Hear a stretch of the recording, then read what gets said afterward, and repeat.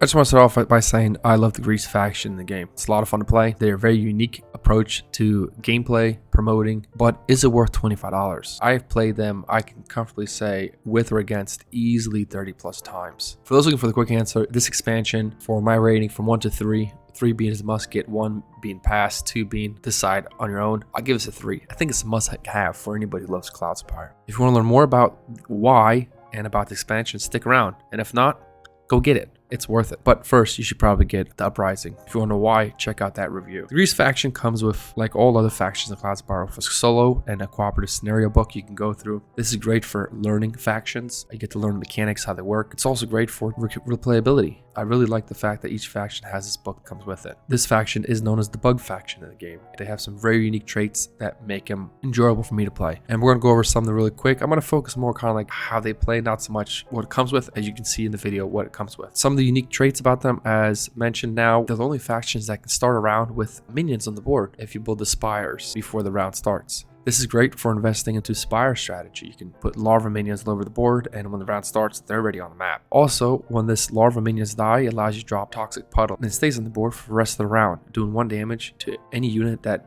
moves over it, which is really neat. When something dies, it leaves behind something for the round. It's one of the only factions that does that. The way they promote the minions, one thing about Cloudspire is all different factions promote their units differently, but the minions, they do it through evolving, through the evolution process. And how that happens is, before after movement, if they're adjacent to open source well, you can start evolving on that well. And the only thing that damage it is heroes. Every round you add a health chip on top of the unit. After there's enough health chips equal to its health, it evolves and goes to its promoted side. Another great, amazing thing about them is the third hero is a queen of the nest, so every time she leaves, she takes 5 health with her, and when she returns, the health gets restored. But if she dies, you do lose that 5 health. She's really strong. I don't really play her often, but she's a very strong unit. Also, the Griege have something called, and they can place these like tunnels across the map that restrict all movement on them. Later on in the game, you can send minions out from your fortress gate right to a tunnel exit, and your heroes can use the tunnels to come back home to heal up. Another thing that you can do that's a little bit more risky for the Griege is it's like an evolution die that you can unlock through a fortress upgrade. When a larva promotes, you can roll a die. Whatever you roll, you can get instead of the larva promoted side. It's really neat. It's a little more risky, a little more random, but it does add to the fun. Another unique thing about the faction, because it's a bug faction that can be underground,